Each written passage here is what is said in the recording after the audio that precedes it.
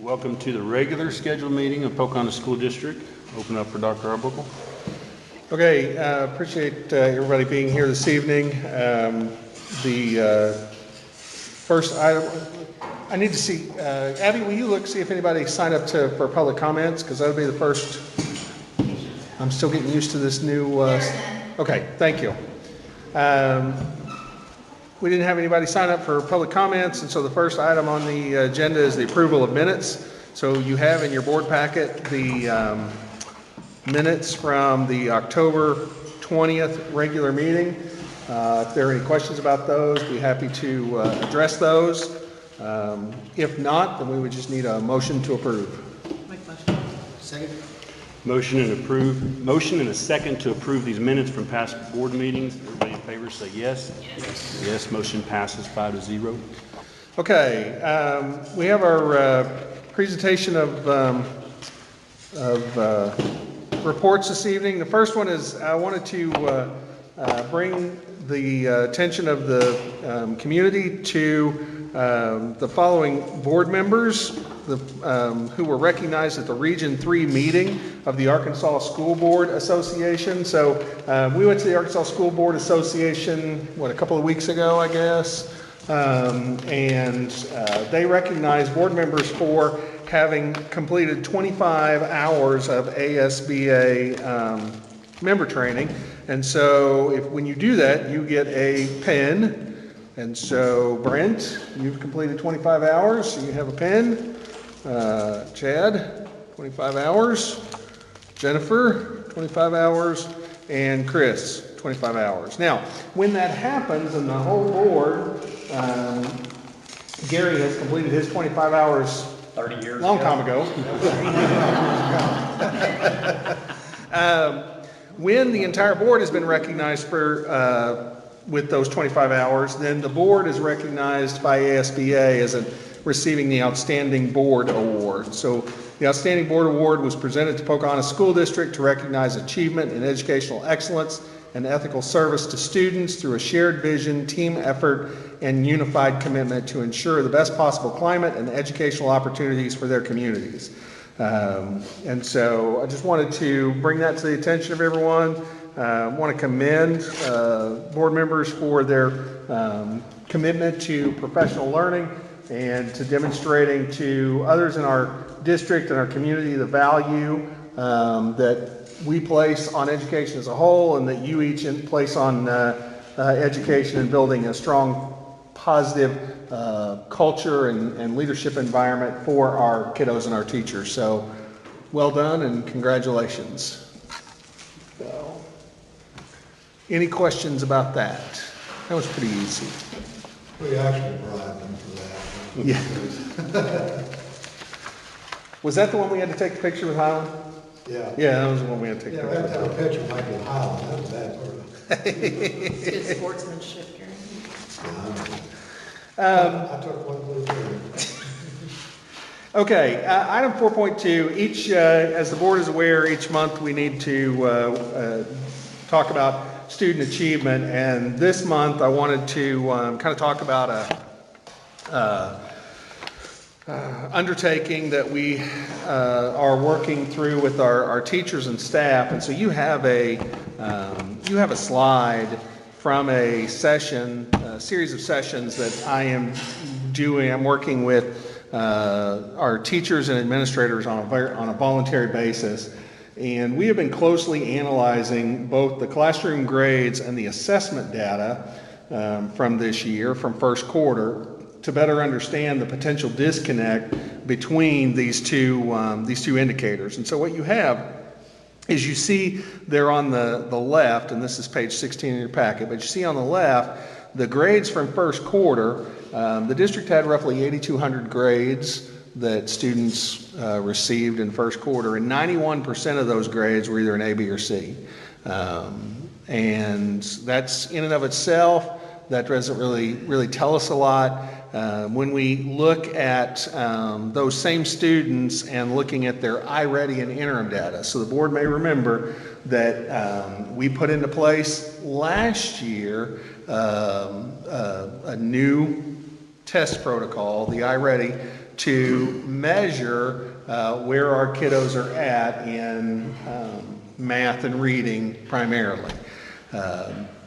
We also are doing the Atlas interim test. So you may remember the Atlas test, the summative test that we take in the spring. That's where our school grades come from. The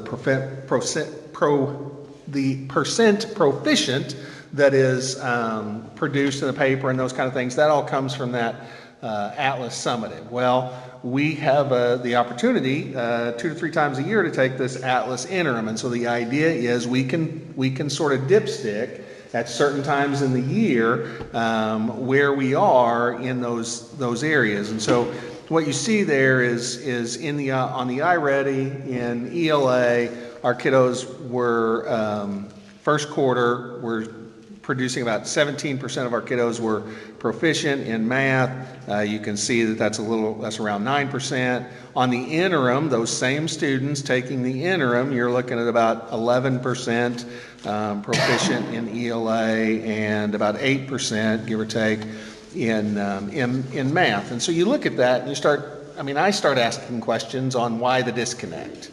Why do we have so many kids who are being successful in the classroom and so few kiddos who seem to be showing proficiency on those exams? And so, that's really where this session was kind of born out of. And 2 weeks ago, I held the first session, and it was really about just looking at this data. What can we take from it? What I wonders do we have? What are our kind of our ahas? What do we know? What do we need to know? Things like that. And so what we've kind of working through is answering that question, right? Is why the disconnect? Where does that start? How do we address that?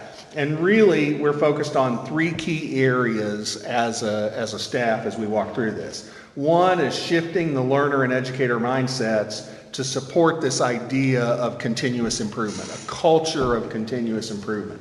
Looking at our data, saying, okay, why does it look that way, and what do we need to do to improve? What do we need to do to help our kiddos be more successful? The second area that we're looking at is really having some conversations and examining what constitutes a grade. How do we balance the academic pieces that go into that grade and the non-academic factors that might be going into that grade?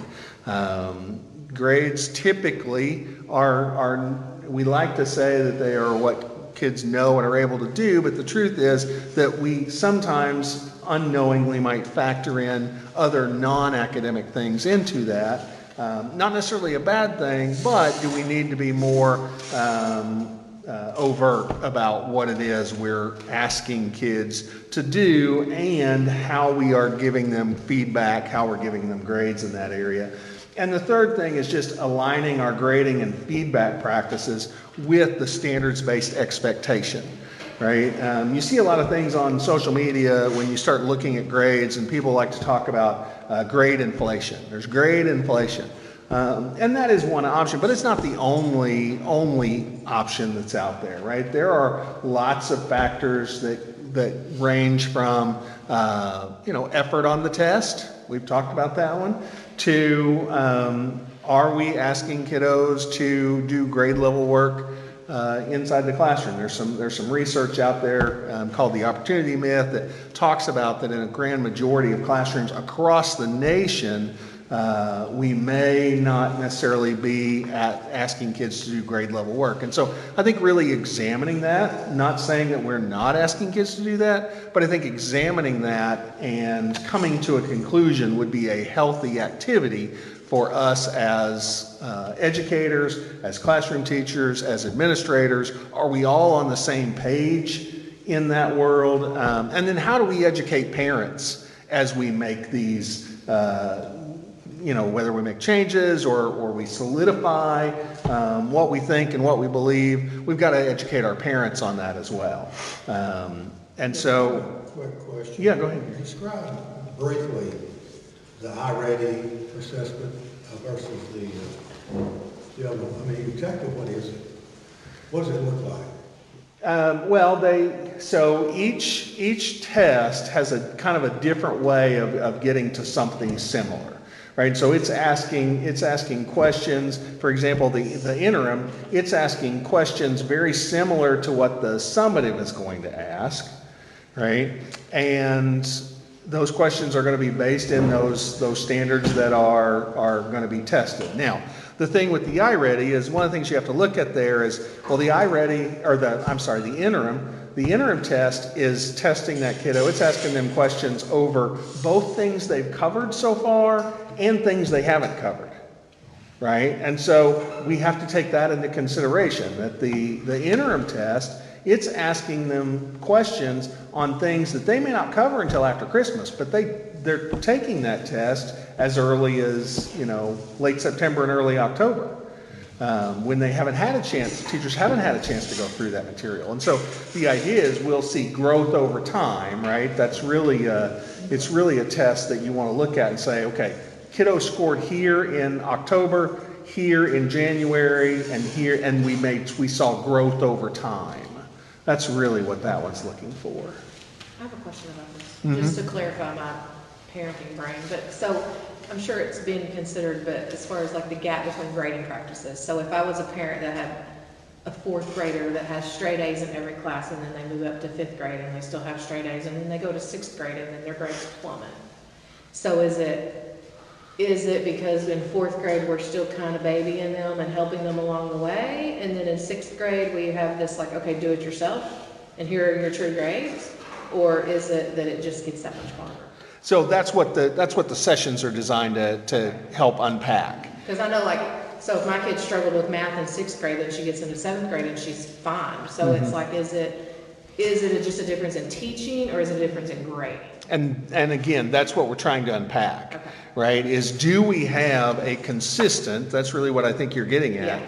do we have a consistent conception about grades and feedback going across all grade levels, right?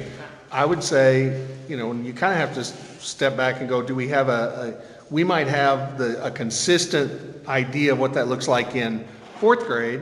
We might have a consistent idea what that looks like in fifth grade and in sixth grade, but maybe we're not consistent across the whole building, Right. to use that example, Okay. right? And so what we're trying to do is allow our educators to walk through that process of what do I really think about grading. A lot of times we just start, like, we're hired as a first year teacher and then we start doing what we're doing because that's what we've been taught, that's what we've always done, but we don't really stop and like really think about what do I believe about grading and feedback and those kind of things. And I don't mean this to like, I think our teachers are great, but does the classroom average have an effect on the teacher as far as like, oh, I'm a really good teacher because all of my kids make A's in this subject, or is it more based on the atlas? Do you understand what I'm saying? Well, so the state is looking at the atlas Okay, so and the atlas so it only. doesn't matter if 25 kids all make an A in spelling, depending on how they do on the atlas is all the state looks at. So I guess that's my question of, does it look better as a teacher, even in 8th, 9th grade, to say, oh, well, my class is passing, so there's kind of more help and there's more assistance? So I think in conversations that I've had, and I think it's more of this thought process of if a student doesn't get an A or a B, for instance, right, then a lot of parents are not happy with that. when they think that's the teacher's fault. Maybe, Some, yeah. maybe, Yeah. right? And so it's this idea of okay, I'm going to use the term rigorous, right? Not meaning I'm not equating rigor with failure, right? But I am saying if as a classroom teacher, I'm a little more rigorous and I give more C's or D's, for instance, more C's, then there is a reality. I mean, I experienced this as a building principal where parents may call and say, I'm not happy with this. What do you need? You need to do something differently. You need to, And, you know, I mean, But are we fairly giving those Cs and Ds because they've earned them? Or are we not giving Cs and Ds out of fear of they're gonna think I'm a bad teacher? I think that's part of the question that we're designed to answer, right? I wonder, and this is, I don't want that to sound bad. well, no, I mean, I think we have to ask the question, Yeah. right? There shouldn't be any judgment in asking the question. Right. I mean, that's just, it is what it is. And so I do think that as we ask the question, we have to be open to all kinds of things, right? We have to be open to, maybe kids aren't trying on the test because they don't see any value. Maybe we are, you know, I'm going to say this, but not because I think that this is valid here, but there is a lot of stuff on social media about grade inflation. I see it all the time when I'm on there, right? And I also think, and this is the conversation, this is the question we had in our session, right?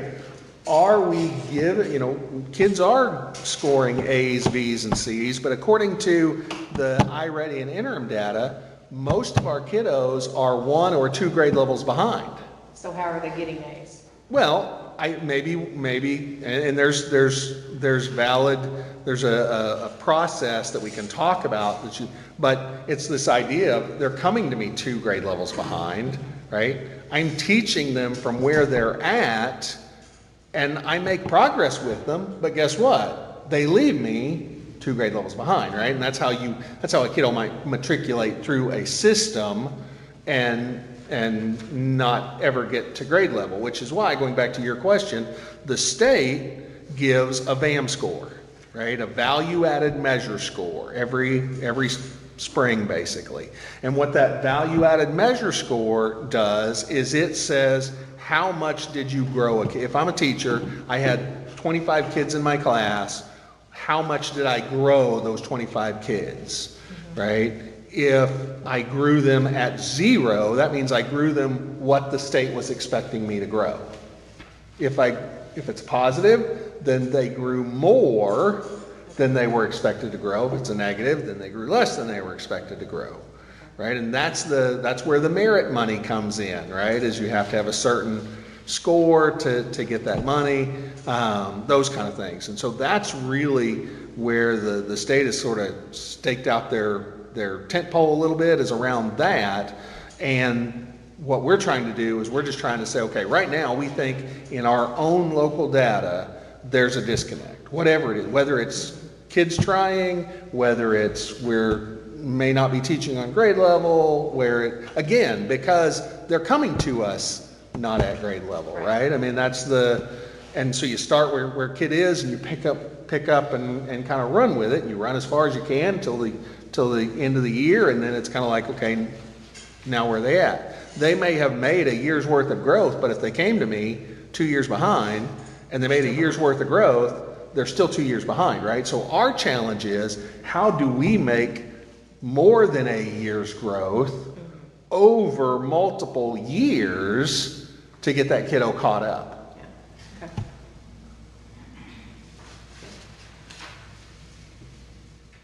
Okay, all that to say, session 2 is scheduled for tomorrow and Thursday. Okay. Sorry. That's okay, no. Any other questions about that? Okay, our first informational item is 5.1. This is dyslexia, and our staff here, Courtney, Lori, Blair, have been working very diligently and very hard. This dyslexia requirement that the legislature passed has created a lot of work for everybody. And we have put a lot of time and energy, I say we, it's really these guys, have put a lot of time and energy into making sure that we are doing what we need to for kiddos. And I thought it would be good for you to hear from them about what their lives look like right now educationally. So We're exhausted. So just to explain a little bit, kind of bounce off what Dr. Arbuckle said. So this year, we all know that unfortunately our test scores were pretty low. And so based on that data,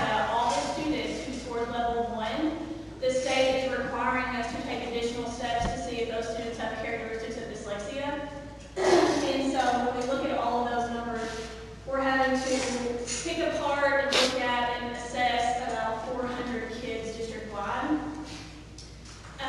That is 3 through 11. So as you can imagine, we have did, and again, I'm going to say what Dr. Argyle said. We is actually these two, it is not me. But they have put bids in these numbers, but as you can imagine, we're nowhere near finished. So we're going to continue to work on that, but it's been a real big struggle for us this first semester, essentially. And I think it shouldn't be lost that when we talk about testing these kiddos, we're talking like an average of 2 to 3 hours. per kiddo. So when you start looking at 400 kiddos, 2 hours per kiddo to test them. 6.5 months for one person. Huh? 6.5 months for one person. Yeah, I mean, and one of the things that we've done in the last week is get another 7 or 8, 9 people trained. Now, here's one of the. I mean, I wanted you to understand the time commitment that this is, right? For one, there's also a capital aspect to it, right? I mean, we sent 9 people to Arkadelphia for, what was it, 2 days, 3 days? 2 days. So, I mean, we invested quite a bit of money to get people trained so that they could go through this testing process with these kiddos. And when they do that, those 9 people plus Lori plus Blair, that's what they're doing at this point. So is that gonna be something that sticks every year, if they test level 1 every year? But once tested, they're done? No. Or they, It could be tested every year. even if you test now? Depends on who you ask. My professional opinion would be no, we don't retest. I mean, every year. if you've tested, you're done. I mean, in my opinion, Yeah. but they would want you to retest. They're always gonna tell you to retest. Blair and I were in a meeting, basically the lady with the co-op did tell us that, we'll have to test them every year that they test in level 1. Even if you're like not 10, I mean, it's pretty obvious. But we've also heard after about 3 years, the testing's kind of obsolete. You really do need to test them again after a few years. But I think it's probably still being sorted out at the state level, is what I'm hoping anyway. This is the first year that these requirements have been put on school districts throughout Arkansas. So we're not the only district that's kind of shuffling around to figure out what to do, but it's been a lot of strain on many districts, especially, your smaller schools and stuff. Do you have a deadline? Like, Oh, yeah. 30 days. They all have to be tested in 30 The days? first 30 days of school. Tested, placed, have meetings with parents, all within 30 days. Then there's 30 So we're beyond that. I mean, that's the short 30 version. calendar days, not 30 school days. So you really have 20 days? Was it? Ish. We counted. They were better, but they did give us a grace year for planning. I think we're getting a better plan up for next year even, but Can you group test or does it have to be individual? individual. Oh, it just gets better. I'm sorry.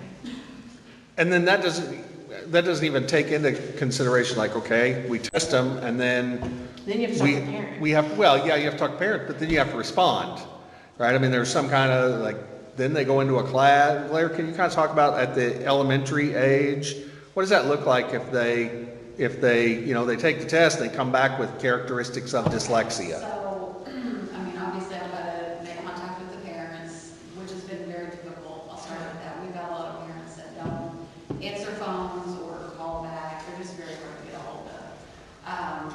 So once I realize that I need to place them, we do a placement test. We use a Sunday system intervention program. And there is a reading and spelling test to show what lesson they should start on. So once I know what lesson, let's say Johnny should start on, I've got to figure out what group to put him in. So I've got to group all of these kids according to what lesson they should be starting on. So they're not all on lesson 1.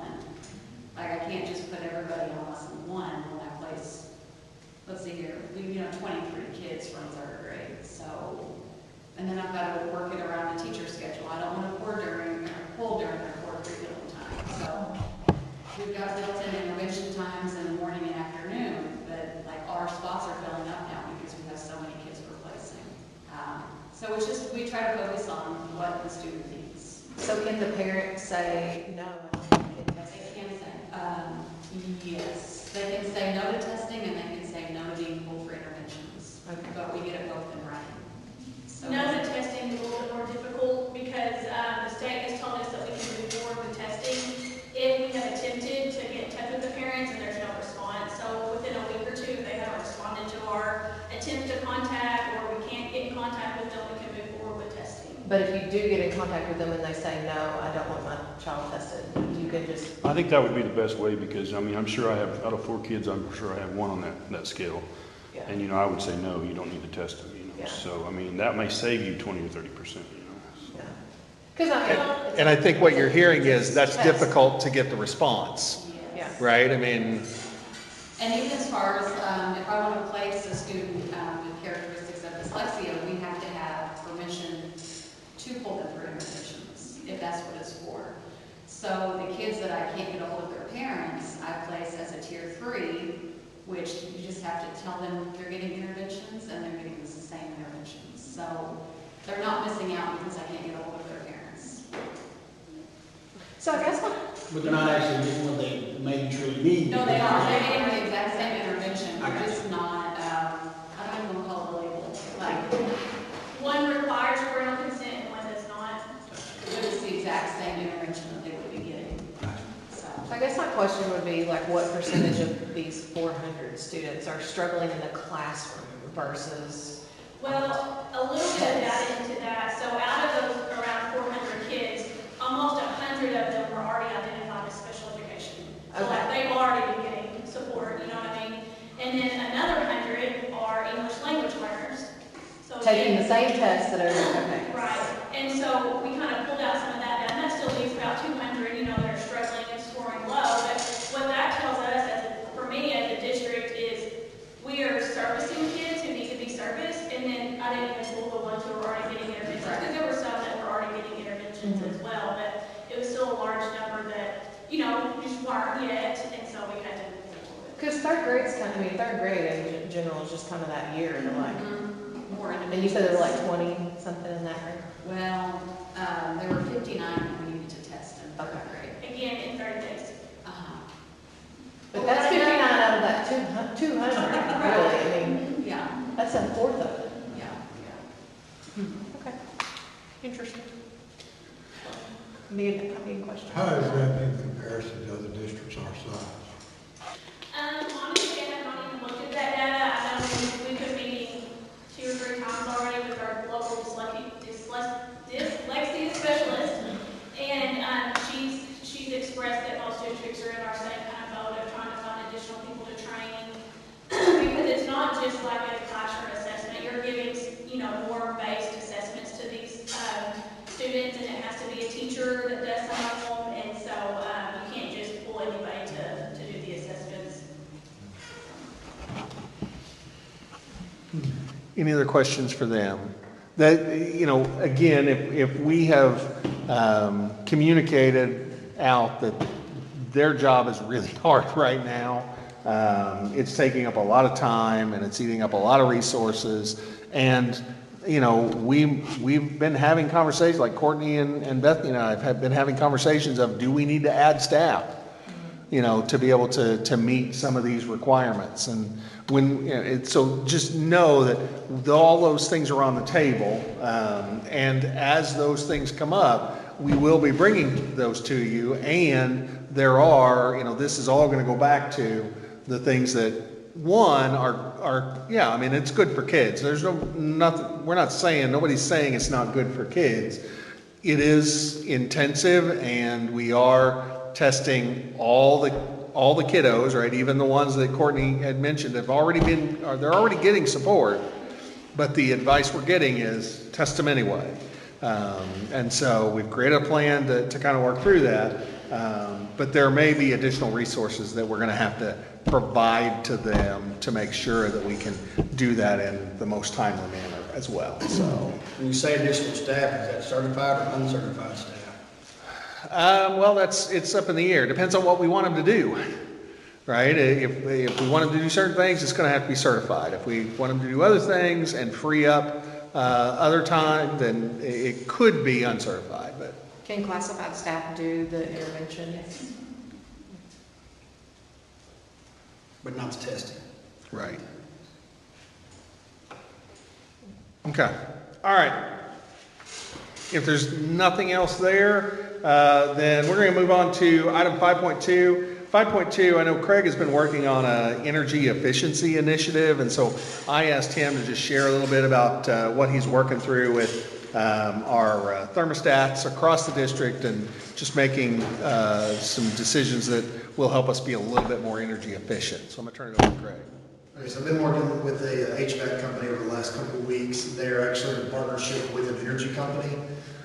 So short version is what they've agreed to do for us is come in and switch out every one of our thermostats that's under this energy provider, which is 3 of our buildings in the district, 3 of our campuses in the district.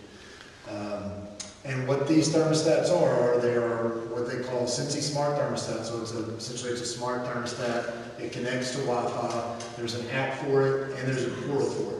What's intriguing about that is this portal and app you can control obviously from your phone, and it's more of a one-touch. I can control the whole building. So, for example, we got Thanksgiving break coming up. We got Christmas break coming up. You know, as a principal, you're walking the halls, walking every single classroom, sending emails. Hey, we're going to set your heat to 65 so we can be as efficient as possible over this, 19-day break we're on. Well, this is going to allow Rick or myself or whoever we're going to make administrators of that to be able to control, primarily MD, junior high, and high school, all campuses and all buildings involved, again, with the touch of a button. They're doing this all pro bono. Again, I feel like it'll be a positive for the district as far as financially saving energy, being able to have some more control over all the thermostats, again, without physically having to go and change them manually. So that's the very short version of it. I've actually started that process as of Saturday. We've got MD, it only likes one, and they'll be completely finished, and then we'll move to junior high and high school. Just kind of a caveat, all that is something I did find as you were going through these. The MD wings already had some of these. They had some Emersons, like you see over there.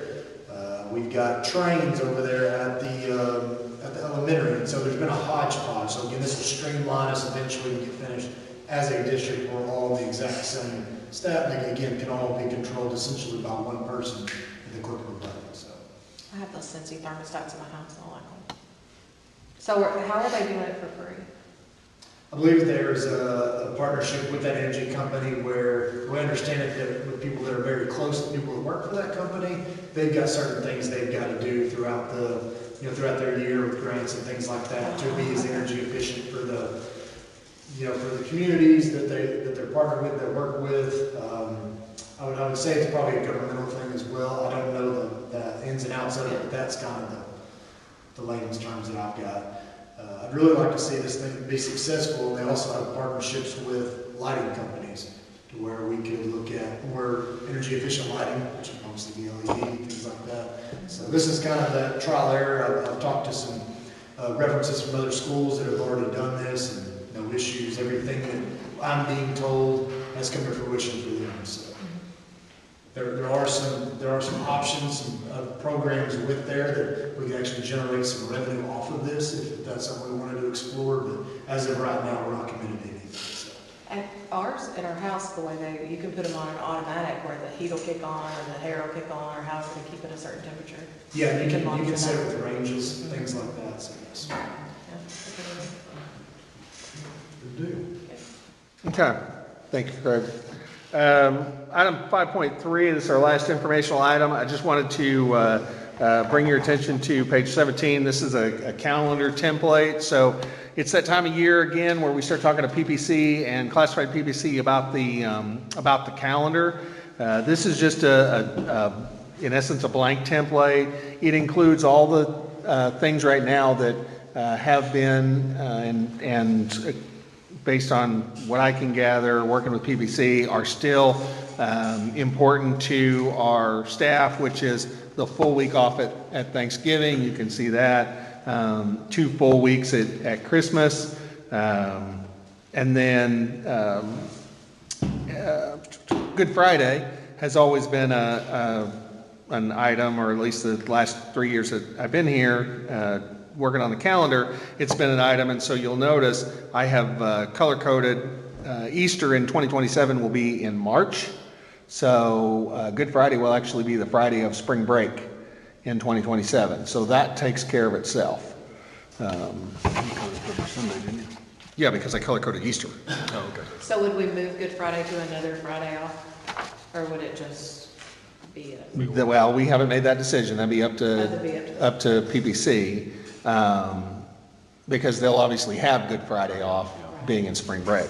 The thing that I've talked with PPC and classified PPC is looking for a structure within our calendar that will allow for some very regular adult learning times.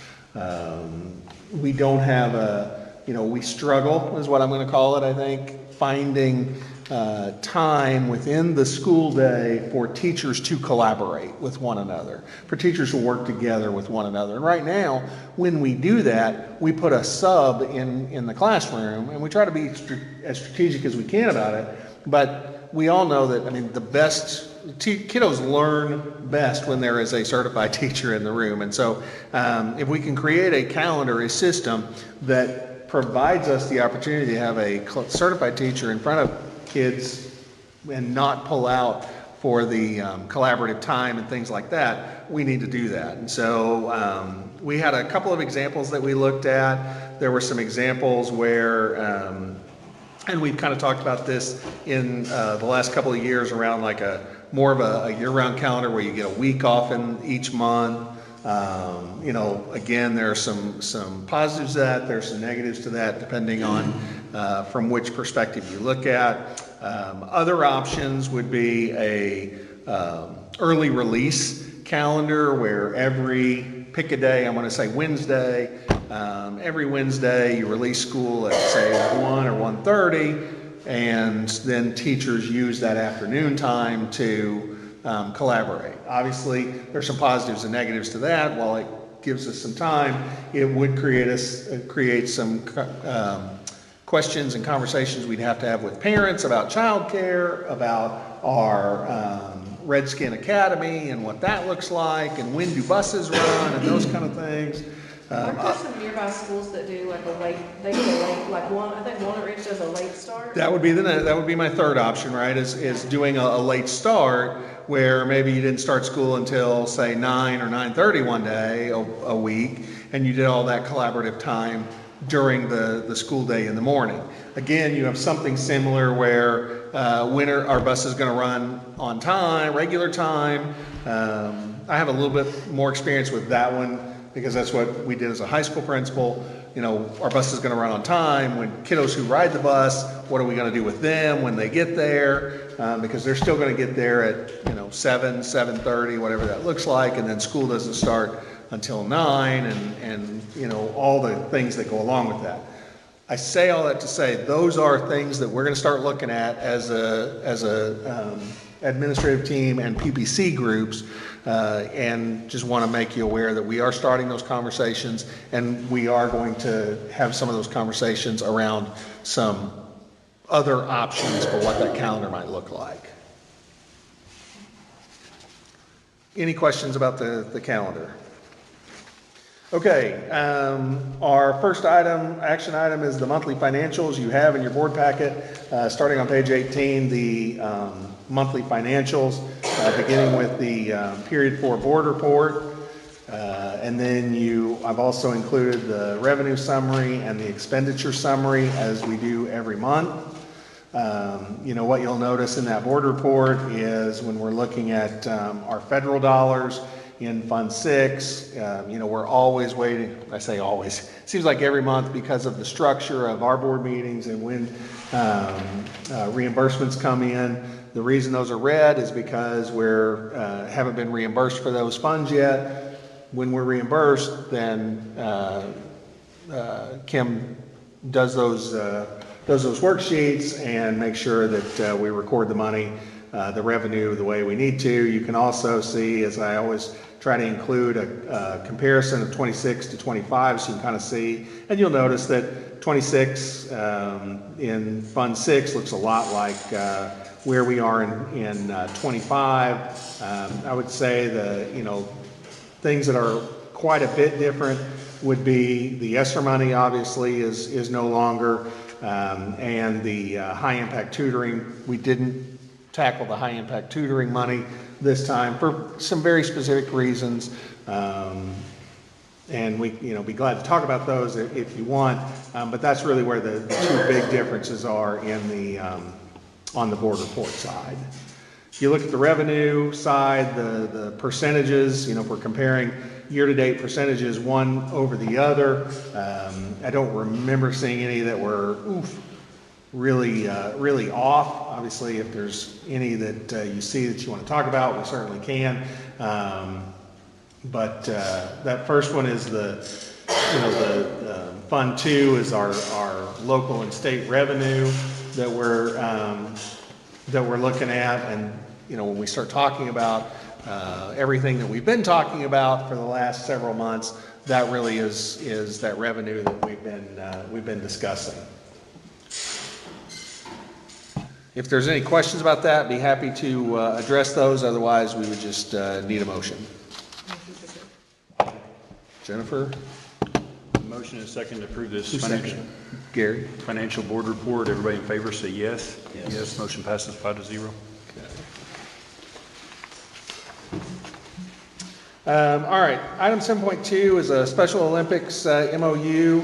I've asked Courtney to kind of give you any information that we feel like you need to have there. Basically, what I understand about this, and if I steer us wrong, correct me, but Courtney's been in some conversations for a while now about what would it look like to sponsor, if you will, a Special Olympics team or teams from the district. And this MOU is a product of that. Is that?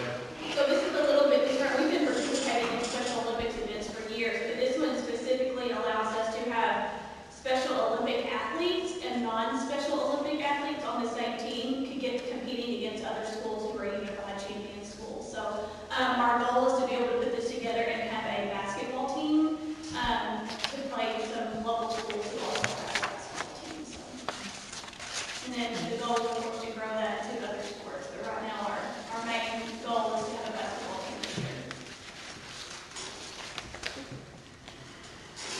year. Any questions for Courtney about that MOU? Different grades in one team. So right now, we're looking at junior high and high school just to see kind of how it takes off. But I think it goes down all the way to 4th grade. So essentially, we can have 4 through 12, but it is one per building. Yeah. So there'd be an MD team, Eventually, there could be. a junior high team, and a high school team. Does that count? I don't know how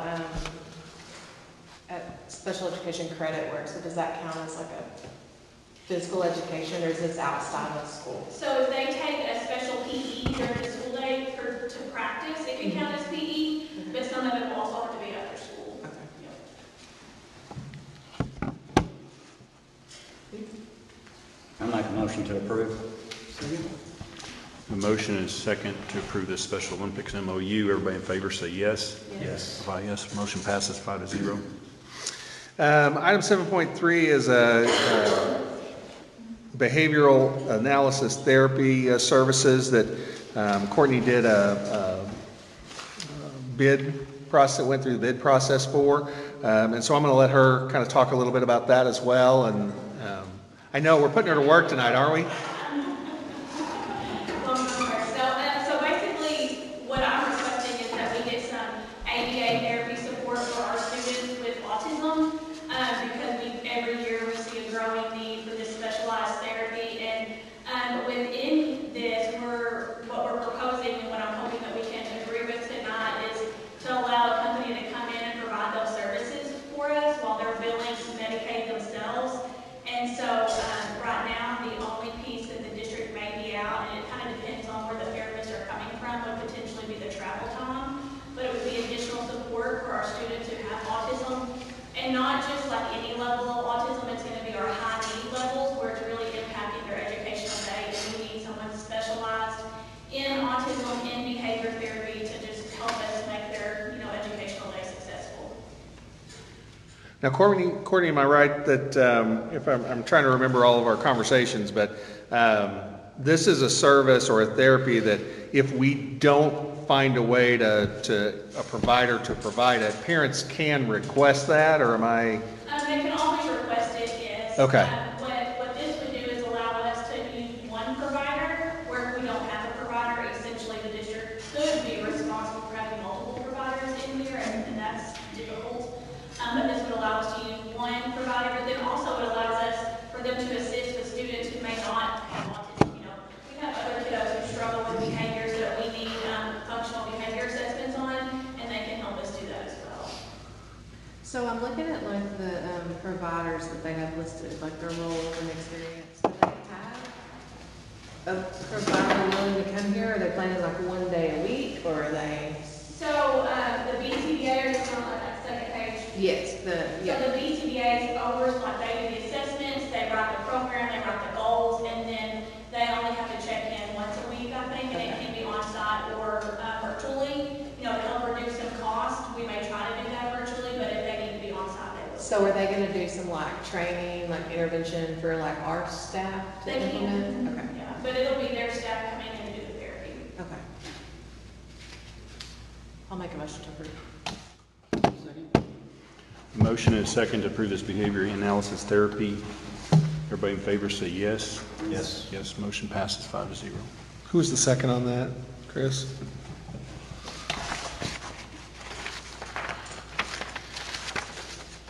Okay, item 7.4 is the fuel bids.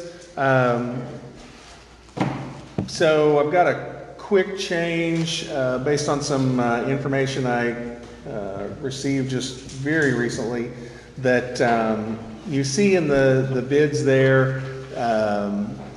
MFA presented a bid that it looks like it was not calculated accurately, and so that bid should actually, instead of showing as 29,051, that bid should show as 30,540. So But they're still cheaper per gallon. I don't believe so. I mean, I'd have to rework it, but the Scott Petroleum bid was for $29,005. So right now, the MFA bid is $1,000 more than the Scott Petroleum. But the MFA is cheaper per gallon on both items, so. This is the information that I got very, very recently. So they didn't just make a mistake on the total price, they made a mistake per gallon. Must have. And so I would, at this point, I'm going to recommend, instead of recommending a particular one, I'm going to recommend that the board accept the lower of the two bids. That'll allow me to confirm that the information I have is accurate. And then if something is amiss, right now, we believe, based on the information we have, that Scott Petroleum is the lower bid. Obviously, the information we got from the bid shows something different. You So just want a motion to take the low bid, whichever it is. that is what I want. Second. Motion and second to approve the lowest bid, whatever it may be. Everybody in favor say yes. Yes, motion passes 5-0. Okay, item 7.5, this is a change, or really an adaptation to our personal electronic devices. I got an email from Desi that asked that we put into our cell phone policy, that's what this is, what's highlighted in red there about two-factor authentication. And so I'm bringing this back to the board for approval. This is the language that Desi asked that we put into the policy. I just put it in where they asked me to put it in. But we would need approval by this body to accept the updated policy. So moved. Second. Motion is second to update the policy on electronic devices. Everybody in favor say yes. Yes, motion passes 5-0. Each year in December or prior to December 1st, we are required as a district to have a recruitment and retention plan. So we have updated our recruitment and retention plan as required by DESI rules. this is a plan that the board has approved annually, and we're just we're seeking approval for our retention recruitment plan for this year as required. Second. Motion and second to approve our recruitment and retention plan for this year. Everybody in favor say yes. Yes. Yes, motion passes 5-0.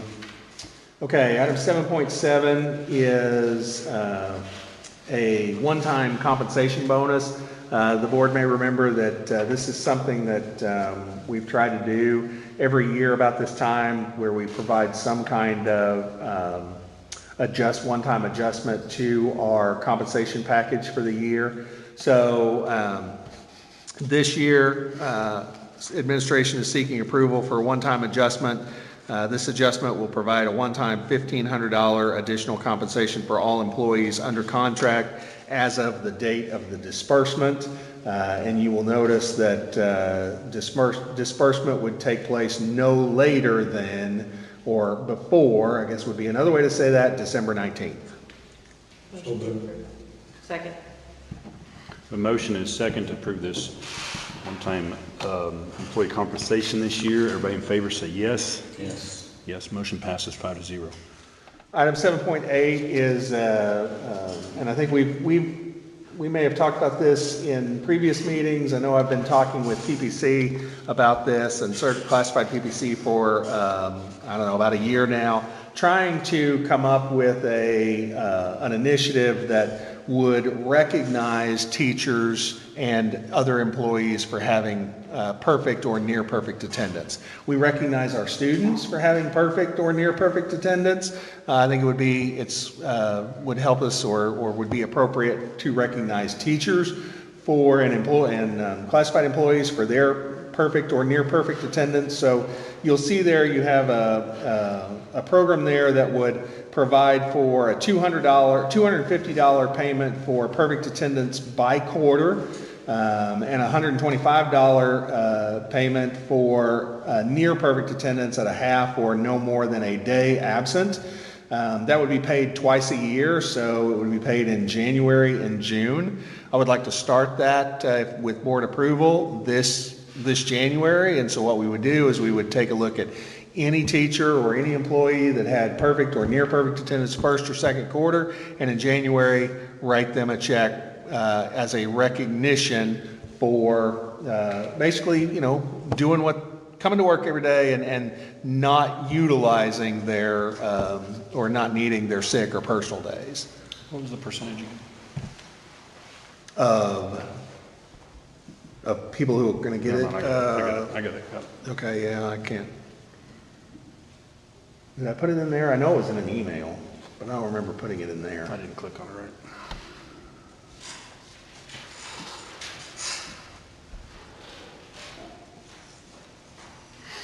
I can go back and look at my email before we leave tonight and give you that number. What's right now? I just didn't even know you had a number. I'll make a motion to approve. Second. We have a motion and second to approve this attendance bonus. Everybody in favor say yes. Yes. Yes, motion passes 5-0. Item 7.9 is a sick bank request. You have the name of the employee in your packet who is making that request. That employee has submitted the required documentation, and the employee's situation does meet the requirements set out by policy. And so I'm bringing that to you because it meets those requirements. It does. The next step is it requires approval of the board for that employee to access the sick bank. So moved. Second. Motion is second to approve the sick bank request by an employee. Everybody in favor say yes. Yes, motion passes 5-0. Okay, just a couple of district informational updates. We started so last year you may remember that we undertook the Card of Kindness initiative in a partnership with HARPS. This year Craig has been working on that pretty diligently, and that started today. And so we have 120 $75 grocery cards from HARPS. The school district's committed $9,000 to that initiative to help feed our families. And over the next few weeks, I believe it started today, and I think we've already given out to 6 or 7 families at this point as of today. And so again, with everything that's been going on, food banks and all of everything that's happening, I just think this is the right time. It's an opportune time to provide more assistance to our families, and this is a way that I think we can give back to our community in that vein. So really excited to be able to do that. Obviously, if there's any questions, be happy to address those. But I think that's it was a success last year, and I think it'll be a success again this year. I also wanted to just bring your attention to the Arkansas School Board Association Annual Conference, December 10th through 12th. That is something that if we can kind of get an idea, if I can get an idea of who's thinking about they want to go, 1 night, 2 nights, no nights, 1 day, whatever that looks like, so we can get registered. I do have some room set aside, but I will need to cancel those if we're not going to use them. Or if somebody wants to stay longer than just the 1 night, then I'll need to get an additional room for the second nights. Also, ASBA, I don't know if school board members get this in your email or not from them, but they have sent out some information on campaign finance and disclosure trainings.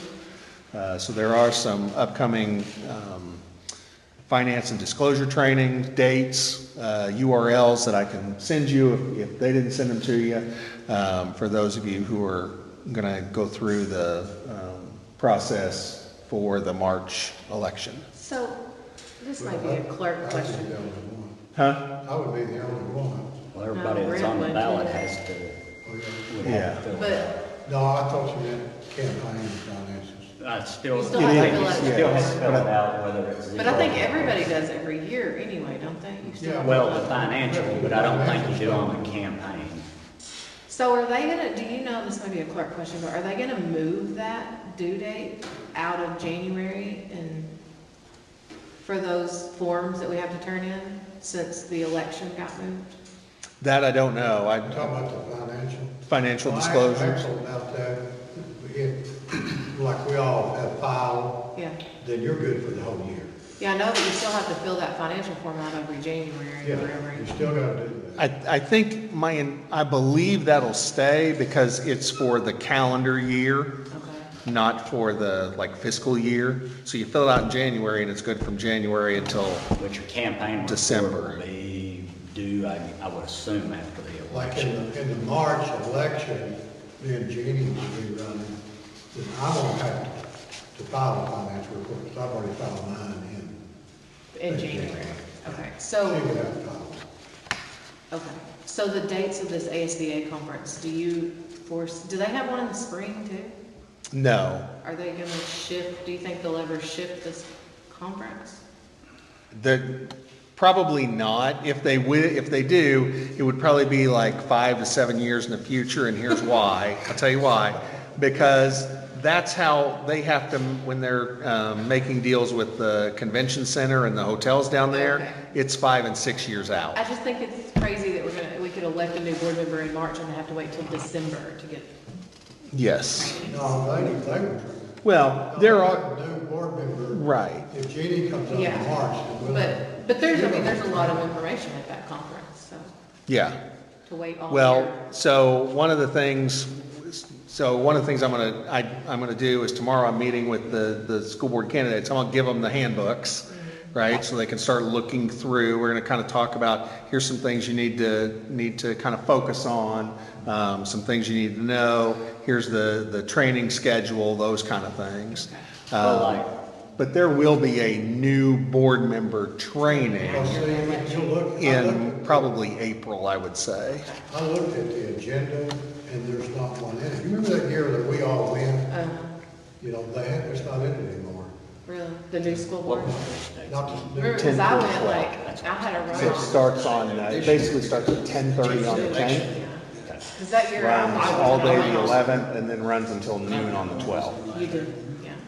But they usually have one about 6 weeks after the I have a election. link for So I say probably after March, They would probably have one in May. A new board member Yeah. training? Yes, I They should would have think one they pretty would. quick. I would think they would, so. How quick you need to know on that? I know everybody's got their required hours in. Yes. There was one particular day, I'd have to look at that agenda again, but what night have you got reserved? The first night, because the first night, well, the night of the 10th to the 11th, because the conference doesn't start until 10:30 that morning. So we can get up, drive, go to the conference on the 10th. I've got a hotel room, you could stay, and then do as much of all day on the 11th. The conference continues on to the 12th, but it's done at noon. So you can basically, I think it's like, you get up at 4 at the hours on the first day, you get up to 6 hours on the second day, and I think 3 hours on the third day. Last year, that's to remember, the last time we all went, that Friday, there wasn't much. I think we all kind of came home that Yeah, day. well, I came home, but I got company. They didn't know that when I came home, but then I texted them. So that would be, those are some things we can talk about as we move forward. But that's really my updates for this evening. So obviously, I mean, I can move on to item 10.1 unless the board has other Any options. employment stuff? That's what 10.1 is. I mean, if we need to, if you want to do an executive session, we can, and we can kind of walk through it. But we have 2 on the agenda. So what's your recommendation? I'm okay moving forward. Let's go. Okay. So we have one retirement this evening on our personnel agenda, effective with July 1 of 2026, and that's Julie in the admin office. Julie's going to retire this year, at the end of this year. She has decided to be a full-time grandmama. And so that's something that she'd like to take advantage of. I did look it up because I'm just always interested in these kind of things. Julie's been with the district since 2005. So she's been with us for 21 years at this point, 20 years. And I understand that she volunteered for many years before that. So she's actually been a fixture of the Pocahontas School District for a long time. And I just want to take an opportunity, I know she's not here, but just to tell her thank you for everything she's done. She has been a part of that team that's made my entry the last 2.5, 3 years into Pocahontas very, very easy, very seamless. She's one of the most helpful individuals I've ever had the opportunity to work with, and I really thank her for her service to our district and the community. The other item that we have on there is a resignation. Jacob Avery has submitted his resignation in the ALE para position effective December 19th of this year. He's got another opportunity in the community that he really feels called to take on, and we're happy to support him in that area. Those are our only 2 personnel items. We would recommend that we accept the retirement resignation and the retirement and the resignation as posted on the personnel agenda. So moved. Second. Motion is second to approve the retirement and resignation on the agenda. Those in favor say yes. Yes. Motion passes 5-0. You also have the student transfers on your list. We have gone ahead and approved those administratively. In the notes, it kind of gives you an idea of the purpose or the reason for those requests. You can kind of see that several of those students have not ever attended Pocahontas, but just moved into the district. When that happens, the transfer requests have to come to us as the sending district because they live in our attendance zone. If there's any... Actually, I skipped old business, and this is not controversial. Can I talk about something? Okay. We toured the schools, 3 months ago? And there was about 5 things on the agenda, or on the list that seemed like we needed to go forward with. And is there any progress in the drainage on the playground, fenced-in area at the elementary school, bathrooms need sprucing and empty? I just see, we're fixing to kick off the high school project, and when I deal with a big project, all my small projects get pushed to the back burner. And so I feel like, you know, we've got about 6 months to play with here, and we need to knock out, I mean, for 60 to 100,000, I think it would knock out all those projects that all the teachers really, or all the What you principals. have on the list, Chad? Drainage at the elementary school, remember it was washing all the mulch off, $20,000, I mean, I don't know. So let's take them one at a time, because I don't know that I'm gonna remember all that, chunk, but we have met with Ben, and he has taken a look at it with us. He's got some suggestions. I've not been able to meet with him since. I don't know, have you, Craig? We just had some conversations, just kind of looking at pricing. I mean, that's really been the biggest thing, and that was one of the focal points of that conversation we were there that day is, Yeah. you're gonna continue to have problems there unless it's a major undertaking, if that's what you continue to use, kind of, with Yeah. that. Well, just mainly a shaft line, a 6-inch drain with a couple, manholes drains. I've done it on my lot, and to where the whole lot slopes to those center drain lines in each section. I mean, I wouldn't think 20 to 25,000 would easily do that.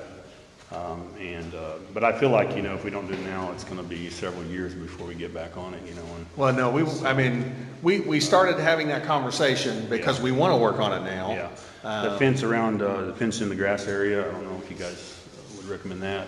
For the kids to have some grass to play on instead of just concrete. And that would be probably 15 to 20,000. Bathrooms need sprucing up at MD, not a full-blown bathroom remodel, but, maybe some basic stuff. Something in the entryway to allow the office staff to monitor incoming traffic at MD. That would be nothing in stone yet, but maybe a little commercial glass foyer that would. Yeah, that'll be something that we're gonna have to You'd have get to the figure out, architect yeah. involved in that. And that was it. That was the only thing that I thought would probably need to move forward with. I would say we probably made the most progress on the little kids' play area. I think that's the priority. That's what we were thinking. Anything else for the good of the cause? Okay, then we would just need a motion to adjourn. So moved. Second. Meeting adjourned.